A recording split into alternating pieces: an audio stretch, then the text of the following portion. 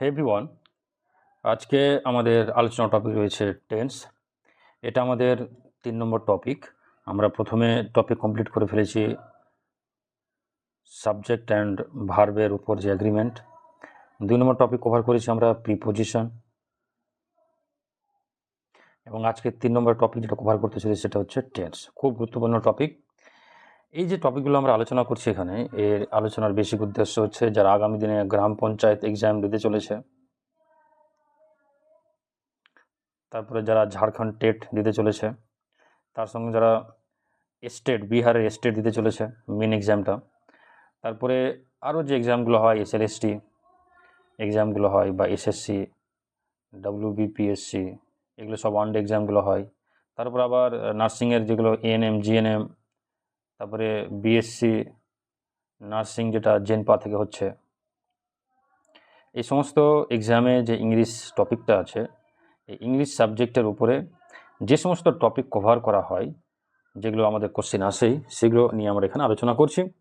Basically এখন কোনো এক্সামেরই date আমাদেরকে দেয়নি, তো কোনো এক্সামের ডেট না দেওয়ার জন্য আমরা আপাতত থিওরিগুলো কভার করছি, এবং এক্সামের ডেট যখনই পড়ে যাবে তখন আমরা প্রত্যেকটা টপিকের উপরে একটা করে প্র্যাকটিস সেট নিয়ে আসবো, যে প্র্যাকটিস সেটে ওনলি এক্সাম ওরিয়েন্টেড কোশ্চেনগুলো থাকবে।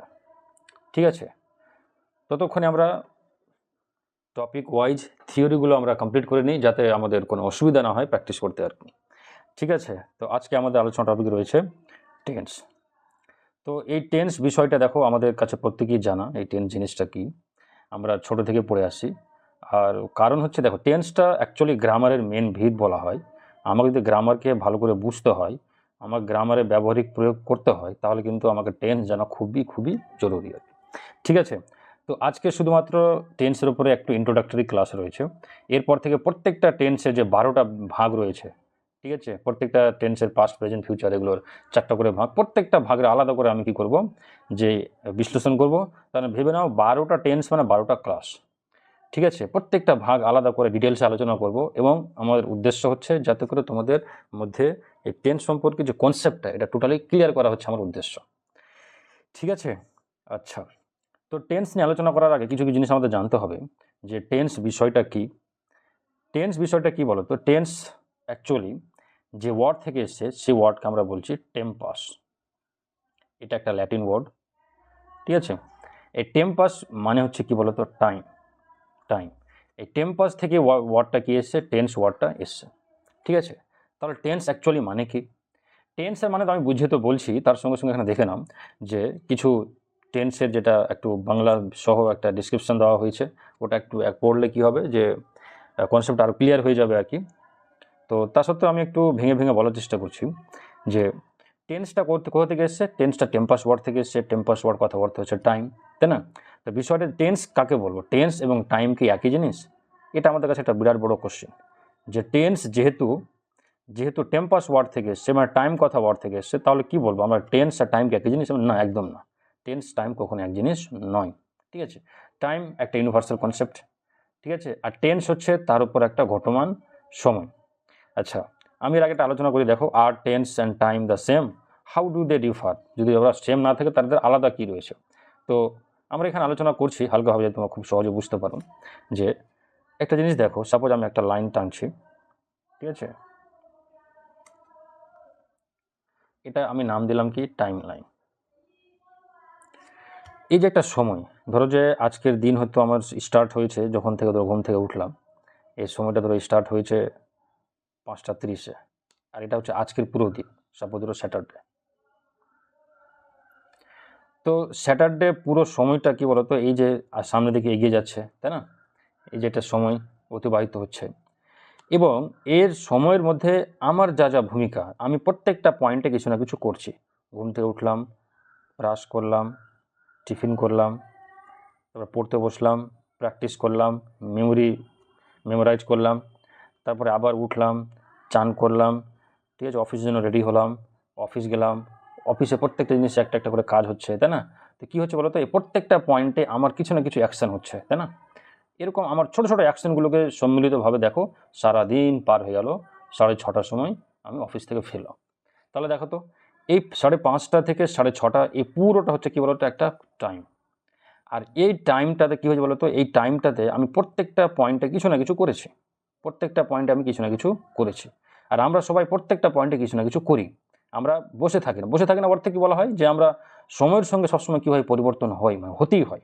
ঠিক আছে, এটা হচ্ছে সময়ের সবথেকে বড় গুণ, যে সময় কী করে, সময় সবাইকে পরিবর্তন করে সামনের দিকে এগিয়ে নিয়ে যায়। ঠিক আছে, এটা হচ্ছে আমাদের সময়ের কনসেপ্ট। এই যে সময় আগে বাড়ছে, এবার এই সময়ের মধ্যে নির্দিষ্ট সময়ের নির্দিষ্ট পয়েন্টে যে আমি কোনো কাজ করলাম, যে অ্যাকশান করলাম, অ্যাকশান মানে কাজ, সেই অ্যাকশান যে সময়ের পয়েন্টে করলাম সেই পয়েন্টটাকে আমরা বলবো টেন্স। আশা করি বুঝতে পারছো। তাহলে টেন্সের কনসেপ্টটা কি? টেন্সের কনসেপ্টটা হচ্ছে, দেখো যে টাইম হচ্ছে একটা বড় কনসেপ্ট, ব্রড কনসেপ্ট। ঠিক আছে, আর টাইমের মধ্যে আমরা কি করছি, কিছু না কিছু করছি, প্রত্যেকটা পয়েন্টে কিছু না কিছু করছি। তো আমরা একটা নির্দিষ্ট পয়েন্টে নির্দিষ্ট অ্যাকশান করছি, তো অ্যাকশানকে আমরা টেন্স বলবো না, অ্যাকশান যে সময় ঘটছে সেই সময়টা আমরা বলবো টেন্স। ঠিক আছে, আর টাইম একটা ব্রড কনসেপ্ট, তো যদি জিজ্ঞেস করা হয় যে টেন্স বড় না টাইম বড়, আমরা সহজে বলতে পারবো টাইম বড়। ঠিক আছে, তো একটা জিনিস আর বলি, টাইম যেটা বলছি না, টাইম শুধু বিজ্ঞানের ভাষাতে ওকে বলা হয় ফোর্থ ডাইমেনশন বলা হয়। ঠিক আছে, আর আমরা সবাই কি করেছি, একটা সময়ের মধ্যে একটু বাধা আছি আমরা, যে আমরা যদি ধরো আমি এখানে চুপচাপ বসে আছি, তো চুপচাপ বসে আছে তার মানে এই নয় যে আমরা সময়ের সঙ্গে পরিবর্তন হচ্ছে না, হচ্ছে। হয়তো আমি চুপচাপ বসে আছি কিন্তু আমার শরীরে প্রত্যেকটা অঙ্গ প্রত্যঙ্গ ঠিক কাজ করছে, ওরা ঠিক পরিবর্তন হচ্ছে। তো পরিবর্তনের আরেক নাম বলতে পারি আমরা টাইম। ঠিক আছে, টাইম পরিবর্তন হবেই, ক্লিয়ার। তো আমরা যদি টেন্সের সংজ্ঞা বলতে যাই তাহলে আমরা কী বলবো বলো তো? টেন্স হচ্ছে ভার্বের এমন একটা ফর্ম, যে ফর্মটা আমাকে দেখায়, আমাকে নির্দেশ করে কিসের, সময়টাকে নির্দেশ করে, যে অ্যাকশানটা কোন সময়ে হয়েছে। ঠিক আছে, আমরা যখন বিশ্লেষণ করতে যাব তখন তো আমাকে তো সেন্টেন্স লিখতে যাব, কি সাবজেক্ট ভার্ব অবজেক্ট, এভাবে মানে সেন্টেন্স গঠন করব, এভাবে নিজের মনে ভাব প্রকাশ করব, তাই না? তো এই ভার্বের এখানে আমি এমন একটা ফর্ম বসালাম যে ফর্মে আমাকে সময়কে নির্দেশ করবে, যে এই সাবজেক্ট যে কাজটা করেছে, এই কাজটা কোন সময়ে করেছে, এই কাজটা কোন টাইমে করেছে, এই টাইমটাকে আমরা বলি কি টেন্স। তাহলে ক্লিয়ার, তাহলে টেন্স হচ্ছে, সোজা কথায় তুমি বলতে পারবো যে tense is a time of an action. যদি অ্যাকশন হয় তাহলে ওই সময়কে আমরা টেন্স বলবো, যদি অ্যাকশন না হয় তাহলে ওই সময়কে আমরা টেন্স বলবো না। তাহলে এমন কি সম্ভব যে টাইম আছে কিন্তু টেন্স নেই? আমার মনে হচ্ছে এরকম আমাদের পৃথিবী জগতে, আমাদের ইউনিভার্সাল জগতে এরকম কোনো কনসেপ্ট আমাদের কাছে এখন নেই, যে ওখানে সময় আছে আর অ্যাকশন হচ্ছে না। এটা একদমই কনসেপ্ট নেই। তবে কনসেপ্ট কোথায় হতে পারে? ব্ল্যাক হোলে হতে পারে। ব্ল্যাক হোলে টাইম এক্সিস্ট করে না, তো ওখানে তো টেন্সও নেই। যেখানে টাইম থাকবে ওখানে টেন্স থাকবে। কেন? টাইমের আসল গুরুত্ব কি? টাইমের আসল গুরুত্ব যে সবাইকে পরিবর্তন করে ও সামনের দিকে এগোবে। তো পরিবর্তন করবেই, আমি কিছু করলেও পরিবর্তন হবে, না করলেও পরিবর্তন হবে। আমি কোনো কাজকাম যদি না করে চুপচাপ বসে থাকি, তো এটা নয় যে আমি বিরুদ্ধে হবো না, হবো, অবশ্যই বিরুদ্ধে হবো। ঠিক আছে, তো এই হচ্ছে বিষয়, এই হচ্ছে আমাদের টেন্সের কনসেপ্ট। ক্লিয়ার? আশা করি বুঝতে পেরেছ। তো এখানে একটা গুরুত্বপূর্ণ জিনিস আমাকে বুঝতে হবে, যে এই যে বারবার যে টেন্স কথাটা উল্লেখ করছি, যে এই টেন্সের বিষয়টা যে আমরা ব্যবহার কোথায় করব। তো আমাদের টেন্সের ব্যবহার কোথায় হয়? টেন্সের ব্যবহার দেখো, আমরা যখন কোনো বাক্য গঠন করব, বাক্য গঠন করা মানে কি, আমরা যে মনে ভাব সম্পূর্ণ প্রকাশ করব, তো সেন্টেন্সের মধ্যে দিয়ে করব।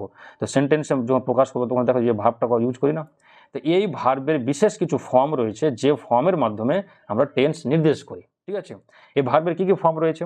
এই ভার্বের আমি মনে করি যে ধরো যে 5টা ফর্ম আছে। ঠিক আছে, তো প্রথমে হচ্ছে ভার্বের বেস ফর্ম, তারপরে V1, V2, V3, V4 আর V5। এই V4টাকে ধরো একদিক থেকে আমরা কী বলে, দেখো একদিক থেকে আমরা এখানে আলোচনা করছি যে V1 কোনটাকে বলছি। দেখো V1 সাধারণত তাকে বলছি কি বলতো, যে V1টা ভার্বের প্লুরাল ফর্ম হয়। ঠিক আছে, ভার্বের আবার বেস ফর্ম হয়। এই সব ক্ষেত্রে নয়, বেশিরভাগ ক্ষেত্রেই, যেমন গো, প্লে, রাইট, এই সমস্ত সেন্টেন্সে দেখে যদি একটা জিনিস আছে না, একটা জিনিস মনে রাখবো, ভার্বের সঙ্গে এস বা ইএস যদি যুক্ত হয় তাহলে ওই ভার্বটা আমরা প্লুরাল হিসাবে ধরি। ঠিক আছে, আর যদি ভার্বের সঙ্গে এস বা ইএস যুক্ত না থাকে তো এই ভার্বকে আমরা সিঙ্গুলার হিসাবে ধরি, তাই না? তাহলে উল্টা বলে দিলাম। ঠিক আছে, এটা ফ্লোতে উল্টা বলে দিলাম, যে মনে রাখতে হবে কি, যেখানে এস বা ইএস যুক্ত হবে সেটা হয়ে গেল আমাদের সিঙ্গুলার। ঠিক আছে, আর এস বা ইএস যেখানে যুক্ত হবে না সেটা হবে আমাদের প্লুরাল। ঠিক আছে, তো V1টা কাকে কাকে নির্দেশ করতে পারি? V1টা আমরা প্লুরাল ভাব নির্দেশ করতে পারি। ঠিক আছে, আর দেখো V1টা আমরা কি নির্দেশ করতে পারি? V1টা আমরা প্লুরাল নির্দেশ করতে পারি। ঠিক আছে, আর কি করতে পারি? আরেকটা দেখো বেস ফর্ম যেটা বলছি না, বেস ফর্ম সব ক্ষেত্রে এক নয়। আমি তো বলি গো এর বেস ফর্ম গো, তাহলে V1 গো, প্লুরাল ফর্ম গো। V2 মানে এটা হয়ে গেল পাস্ট ফর্ম, তাহলে এটা হয়ে গেল কি ওয়েন্ট। এটা V3 মানে পাস্ট পার্টিসিপল ফর্ম, তাহলে ওটা হয়ে গেল কি গান। তাহলে দেখো V4 মানে ভার্বের সঙ্গে আইএনজি, তাহলে দেখো গোয়িং। আর V5 এর সিঙ্গুলার অথবা প্লুরাল, তো গো এর সঙ্গে আমি ইএস যুক্ত করে আমি কি করলাম, আমি এটাকে সিঙ্গুলার বানিয়ে দিলাম। ঠিক আছে, তো এটা গো এর ক্ষেত্রে মিলে গেল, কিন্তু দেখো অ্যামিজারের ক্ষেত্রে মিলবে না, যেমন বি ভার্ব। ঠিক আছে, বি ভার্বের বেস ফর্ম হচ্ছে বি, তাহলে যদি V1 বলে তাহলে V1 হলো কি এম হলো, ইজ হলো, আর হলো, এগুলো কি। তো আমি যদি V1 বলতে যাই, তো V1 আমার কি পড়বে এখানে V1টা আমার পড়বে যে এক এম পড়বে, আর প্লুরাল ধরতে গেলে দেখো আর পড়বে। ঠিক আছে, আর সিঙ্গুলার ধরতে গেলে দেখো ইজ পড়বে। তাহলে পাস্ট ফর্ম কী হবে, পাস্ট ফর্ম হবে কি ওয়াজ, প্লুরাল আসতে গেলে কী বলবে ওয়ার। আচ্ছা, V3 তাহলে কী হবে, V3 হলো বিন। ভার্বের সঙ্গে দেখো V4 ভার্বের সঙ্গে আইনজি কী হবে, দেখো বিং। আর সিঙ্গুলার ফর্ম কী হবে, ইজ হবে আর ওয়াজ হবে, তাই না। তো দেখো, তো আমি যেটা বলতে চাইছিলাম যে বেস ফর্ম আর V1 কি এক, হ্যাঁ প্রায় তোমার 99% ক্ষেত্রেই এক, কিন্তু একমাত্র দেখো কিছু কিছু ক্ষেত্রে হয়, যেমন বি ভার্ব আছে, বি ভার্ব তো এক হলো না, তাই না। তো আমরা কী করবো, যে বেস ফর্ম আর V1কে দুটো আলাদা ফর্ম হিসাবেই ধরে এগোবো। ঠিক আছে, তো V1 কোথায় কোথায় ইউজ হয় এটাও আছে। দেখো বেস ফর্ম কোথায় কোথায় ইউজ হয়, প্লুরাল সাবজেক্টে দেখো ইউজ হয় আর কি। যদি আমি এটা করতে গেলাম যে সাবজেক্ট ভার্ব অবজেক্ট, তো প্রেজেন্ট ফর্ম যদি ব্যবহার করতে যাই, তো প্রেজেন্ট ফর্ম ব্যবহার করতে গেলে সাবজেক্ট যদি প্লুরাল থাকে, তাহলে আমাকে ভার্বটাকে V1ই বসাবো, আমরা এখানে এস বা ইয়ে যুক্ত করবো না, তাই না। এটা আমরা সাবজেক্ট ভার্ব এগ্রিমেন্টে পড়ে এসেছি, ক্লিয়ার। তো টেন্স শুরু করার আগে আমাকে ভার্বের 5টা ফর্ম আমাকে মনে রাখতে হবে। তারপর দেখো ভার্বের সঙ্গে এস বা ইএস মানে সিঙ্গুলার ফর্ম। দেখো যদি ভার্ব সাবজেক্ট যদি আমার কী থাকে, সিঙ্গুলার থাকে, হি সি ইট বা কারো নাম আছে সিঙ্গুলার, সেক্ষেত্রে আমাদের কী হবে, ভার্বের সঙ্গে এস বা যুক্ত হবে, আমরা টেন্সের ক্লাসে করেছি। ঠিক আছে, তারপরে দেখো পাস্ট ফর্ম, প্রত্যেকটা ভার্বের কী আছে, পাস্ট ফর্ম রয়েছে, সেই পাস্ট ফর্মগুলো আমাকে কী করতে হয়, মনে রাখতে হয়। তো কিছু আমরা বলি রেগুলার পাস্ট ফর্ম, তার মানে তার পাশে শুধুমাত্র ইডি যুক্ত হয়।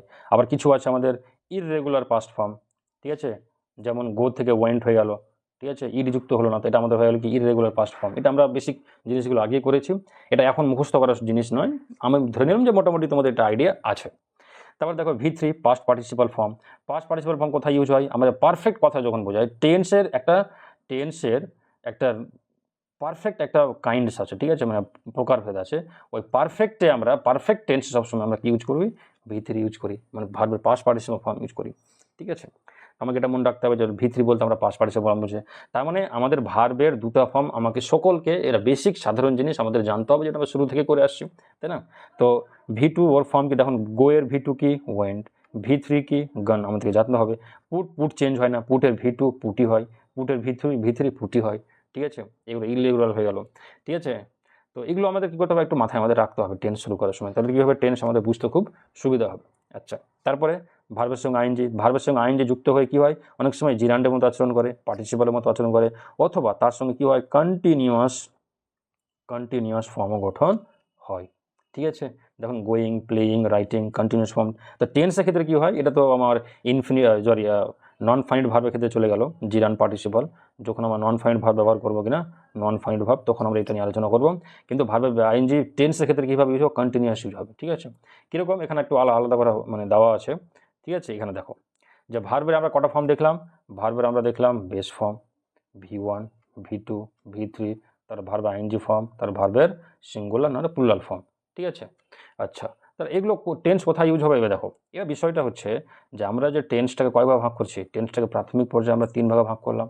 ঠিক আছে, 3 ভাগে ভাগ করলাম, যে প্রেজেন্ট হচ্ছে আমাদের মেন চাবিকাঠি, প্রেজেন্টকে ধরে তার আগের ঘটনাগুলোকে আমরা পাস্ট বলছি।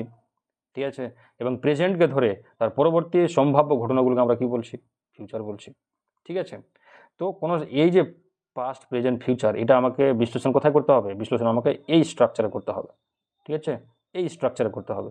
তো এই ভার্বের এমন ফর্ম বসাবো যে ফর্মের মাধ্যমে আমাকে পাস্ট প্রেজেন্ট ফিউচার উল্লেখ করবে। তো এই যে প্রেজেন্ট ফিউচার আর পাস্ট, এই যে সময়কে 3 ভাগে ভাগ করলাম ঠিকই, কিন্তু প্রত্যেকটা সময়কে আবার ইন্ডিভিজুয়ালি ধরো 4 ভাগে ভাগ করা হয়। ঠিক আছে, তো 4 ভাগে কীরকম, ধরো একটা আমাকে সিম্পল বলা হয়, তো সিম্পল কথাটা উল্লেখ করলে দেখো আমরা বেসিক্যালি ওখানে V1 ইউজ করি, ভার্বের সঙ্গে এস বাই এস ইউজ করি, এবং পাস্টের ক্ষেত্রে কী ইউজ করি, V2 ইউজ করি।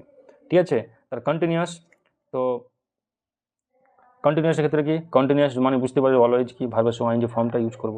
ঠিক আছে, তো এগুলো আলাদা জিনিস, এগুলো আমরা আলোচনা করবো যখন একটা একটা করে তখন আলোচনা করতে যাবো। এখানে অ্যামিজার কেন হলো, ওয়ার কেন হলো। আচ্ছা, পারফেক্ট টেন্স, পারফেক্ট মানে কি, ওখানে কি ভার্বের কোন ফর্মটা ইউজ হবে, V3 ফর্ম ইউজ হবে। আচ্ছা, কন্টিনিউয়াসটা কি, দেখো কন্টিনিউয়াসটা ভার্বের সঙ্গে ইউজ হবে, কিন্তু যেহেতু পারফেক্ট কথা বলবে তো আচ্ছা তারা কি, তারা একটা V3 লাগছে। V3টা কার, বি ভার্বের V3, ঠিক আছে, বি ভার্বেরই V3 লাগবে। কেন লাগবে এটা আমরা টেন্সের পরবর্তী ক্লাসগুলোতে আলোচনা করব, ঠিক আছে। তো আজকে বেসিক্যালি আমাদের যেগুলো আমাদের সাধারণত আলোচনা করলাম কি, যে প্রথমে বললাম টেন্স কী জিনিস। তো বললাম টেন্স হচ্ছে টাইম, শুধু কি টাইম না, time of an action, action হতেই হবে। অ্যাকশন হওয়ার যে সময়টা, সেই সময়টা আমরা বলছি টেন্স। কীরকম, এরকম যদি এটা আজকে সারাদিন হয়, তো আজকের সারাদিনে দেখো প্রত্যেকটা পয়েন্টে আমরা কিছু না কিছু করছি, প্রত্যেকটা পয়েন্টে আমরা কিছু না কিছু করছি, এই করে করে তো আমরা আগে বাড়ছি, তাই না, বা আমাকে আগে বাড়ানো হচ্ছে সময়ের দ্বারা, ঠিক আছে। এই প্রত্যেকটা পয়েন্ট, এই যে প্রত্যেকটা টাইম হচ্ছে তোমার কি টেন্স। আর অ্যাকশন দেখো প্রত্যেকটা পয়েন্টে কী হয়েছে, অ্যাকশন হয়েছে। অ্যাকশন না হলে আমরা টেন্স বলতে পারবো না, ক্লিয়ার। তারপরে আলোচনা করলাম দেখো যে টেন্স আর টাইম কি একই জিনিস, একদম নয়, হাগিস নয়। টাইম হচ্ছে একটা ব্রড কনসেপ্ট, আর টেন্স হচ্ছে কি, যে ঘটমান একটা সময়, যে সময় ঘটছে, ঠিক আছে। তারপরে এই যে টেন্স টাইম এতক্ষণ ধরে যে বলছি, ঠিক আছে, এগুলো তো আমাকে বাস্তবে প্রয়োগ করতে হবে। বাস্তবে প্রয়োগ কীভাবে করব, বাস্তবে প্রয়োগ আমরা এই স্ট্রাকচারের উপরে করব, তাই না। তাহলে এই স্ট্রাকচারের উপরে যখন প্রয়োগ করব তখন আমাকে করতে হবে, এই ভার্বের আমাকে এমন ফর্ম বসাতে হবে যাতে করে আমরা এর এই পুরো সেন্টেন্সের টাইমকে বিশ্লেষণ করতে পারি, ঠিক আছে। তো এই ভার্বের টাইম বিশ্লেষণ করার সময় আমাদের কাছে কটা স্ট্রাকচার রয়েছে, কি V1, V2, V3, ভার্বের সঙ্গে আইএনজি আর ভার্বের সিঙ্গুলার অথবা প্লুরাল, এই 5টা ফর্ম দ্বারা আমরা কী করি, টাইমকে নির্দেশ করি, ঠিক আছে। এরপরে দেখো, এরপর আমাদের ক্লাস আসবে যে টাইমকে ধরো টেন্সকে কত ভাগে ভাগ করা যায়। আমরা ছোটোবেলায় পড়েছি 3 ভাগে ভাগ করা যায়, ঠিক আছে। প্রেজেন্টকে প্রমাণ হিসাবে ধরে আগের ঘটনাগুলোকে পাস্ট, এবং প্রেজেন্টকে প্রমাণ হিসাবে ধরে পরবর্তী ঘটনাগুলো ফিউচার, ঠিক আছে। এবং প্রত্যেকটা সময়ের 4টা করে ভাগ পাওয়া যায়, কি একটা সিম্পল ভাগ পাওয়া যায়, যে সিম্পল সাধারণত আমাদের কিছু ঘটনা পাস্টে ঘটে থাকে, সাধারণ কিছু ঘটনা প্রেজেন্টে ঘটে থাকে, সাধারণ কিছু ঘটনা ফিউচারে ঘটে থাকে, বাস। তাহলে সিম্পল সবটারই গিয়ে আছে ভাগের মধ্যে বলব। বা ওকে আবার ইনডেফিনিট বলছি। ইনডেফিনিট আর সিম্পল একটু সামান্য আলাদা জিনিস, ওটা আমরা এরপর দিন আলোচনা করব, ঠিক আছে। তারপরে আমাদের কন্টিনিউয়াস মানে কি, বুঝতেই পারছি কোনো জিনিস কন্টিনিউ থাকবে, তো পাস্টেও কন্টিনিউ থাকতে পারে, প্রেজেন্টেও কন্টিনিউ থাকতে পারে, আর ফিউচারেও কন্টিনিউ থাকতে পারে। তারপর দেখো পারফেক্ট মানে কি, কমপ্লিটেড। পারফেক্ট মানে কমপ্লিটেড, কোনো কাজ জাস্ট কমপ্লিট হলো, সেটা পাস্টেও আমি বলতে পারি, কোনো কাজ জাস্ট কমপ্লিট হলো প্রেজেন্টেও বলতে পারি, আর ফিউচারেও কোনো জাস্ট কাজ কমপ্লিট হবে ওটাও বলতে পারি। কী করে বলবো যে কমপ্লিট হবে, তো আমরা বুঝতে পারবো যে একটা কাজ জাস্ট কমপ্লিট হলো তারপরে দ্বিতীয় কাজ শুরু হলো, একটা কাজ জাস্ট কমপ্লিট হলো তারপর দ্বিতীয় কাজ শুরু হলো। প্রেজেন্টও একটা কাজ জাস্ট কমপ্লিট হলো পরে কি শুরু হলো, ঠিক আছে। আচ্ছা, আর তো লাস্টে কী রয়েছে, লাস্টে রয়েছে পারফেক্ট কন্টিনিউয়াস। আমি কি করব, প্রত্যেকটা স্ট্রাকচার আগে পাস্টের এই 4 ভাগ, প্রেজেন্টের 4 ভাগ, ফিউচারের 4 ভাগ, সব কিছু কী করব, এক একটা ধরে ধরে আলোচনা করব। এবং এভাবে আলোচনা করব যে সাপোজ প্রেজেন্ট, যে আমি সিম্পল প্রেজেন্ট বা প্রেজেন্ট ইনডিফিনিট বলছি, তো প্রেজেন্ট ইনডিফিনিট আমাদের জীবনে কত রকমের কোথায় কোথায় ইউজ হয়, এটাও আছে যে ওইখানে প্রেজেন্ট ইনডিফিনিট ছাড়া কিচ্ছু ইউজ হয় না। যেমন চিরন্তন সত্য এমন একটা জিনিস যেখানে তুমি প্রেজেন্ট ইনডিফিনিট টেন্স ছাড়া তুমি অন্য কোনো টেন্স ব্যবহার করতেই পাবো না। এরকম কিছু বাধা ধরা নিয়ম আছে, সেই নিয়মগুলো আমাকে ভালো করে বুঝতে হবে, আর এই নিয়মের উপরেই কিন্তু কোশ্চিন আসে। প্রত্যেকটা ভাগে পরীক্ষাতে কীরকম কোশ্চিন আসে, এই কোশ্চিনগুলোও কিন্তু আমি নিয়ে আসবো, ঠিক আছে। মানে থিওরি কমপ্লিটের সঙ্গে সঙ্গে যাতে তোমরা কোশ্চিনও সমাধান করতে পারো, এই বিষয়ে কিন্তু আমার ধ্যান আছে। তো ঠিক আছে, আজকে এইটুকুই, আজকে আর বেশি কিছু আলোচনা করলাম না। আজকে জাস্ট খালি বললাম যে টেন্সের কী জিনিস, টেন্স কেমন করে ব্যবহার হয়, ঠিক আছে। আর আমরা পিডিএফে আলোচনা করেছি, কিছুটা দেওয়া হয়েছে, এই পিডিএফটা তোমরা পেয়ে যাবে, টেলিগ্রাম লিঙ্কে যাও, টেলিগ্রামের পিডিএফ রাখা আছে। এটাও আছে দেখো যে আমাদের টেন্সটা গ্রামারে কতটুকু দরকার, এখানে বলা হয়েছে দেখো টেন্সকে যদি ভালো করে বুঝতে পারি তো সাবজেক্ট ভার্ব এগ্রিমেন্ট আমরা ঠিকঠাক অ্যান্সার করতে পারবো। তাহলে ভয়েস ন্যারেশন এগুলো তো আসেই। তো সব থেকে মানে ইম্পর্টেন্ট হচ্ছে কি বলো তো, কন্ডিশনাল চ্যাপ্টারটা, ঠিক আছে। আমাদের কাছে যে কন্ডিশনাল যে সেন্টেন্সগুলো রয়েছে, কটা রয়েছে, 4টা রয়েছে, 4টা কন্ডিশন। আবার এই 4টা কন্ডিশনের উপর আবার মিক্সড কন্ডিশন রয়েছে, এটা অ্যাডভান্স লেভেলের। এটা আবার মোটামুটি তোমার ধরো যে 3টা নিয়ম আছে, 5, 6, 7। তো এই 7টা থেকে তোমার পরীক্ষাতে কোশ্চিন আসে 100% চ্যালেঞ্জি। আর যদি কোশ্চিন কঠিন করে তাহলে তো কন্ডিশন ভরে ভরে দেয়। তো এটাকে বুঝতে গেলে টেন্স সম্পর্কে তোমার কঠিন মানে একটা গ্রিপ থাকতে হবে, নাহলে তুমি এগুলো জিনিস ক্লিয়ার করতে পারবে না, ঠিক আছে। তো টেন্স হচ্ছে আমাদের খুবই গুরুত্বপূর্ণ টপিক, সব টেন্সের উপরেই আমাদের সমস্ত কোশ্চেন অ্যান্সার অনেক সময় নির্ভর করে। গ্রামারের প্রায় 90 থেকে 99% তোমার কোশ্চেন অ্যান্সার নির্ভর করছে টেন্সের উপরে। তো চেষ্টা করবো যাতে তোমাদের পুঙ্খানুপুঙ্খানু সব জিনিস নিয়ে এখানে আলোচনা করতে পারে আর কি। তো যাই হোক, আজকে এইটুকুই থাকছে, পরবর্তী আমরা ক্লাস এর উপরে নিয়ে আসবো এক একটা করে। ধরে নিলাম যে প্রায় 12টা ক্লাস তো অন্তত হবেই, ঠিক আছে। তো যদি তোমাদের কোনো কোয়ারি থাকে, জানার ইচ্ছা থাকে বা কিছু যদি নেওয়ার ইচ্ছা থাকে, তো আমাকে কমেন্ট সেকশনে অবশ্যই জানাও, তোমাদের কমেন্টের উত্তর অবশ্যই দেওয়া হবে।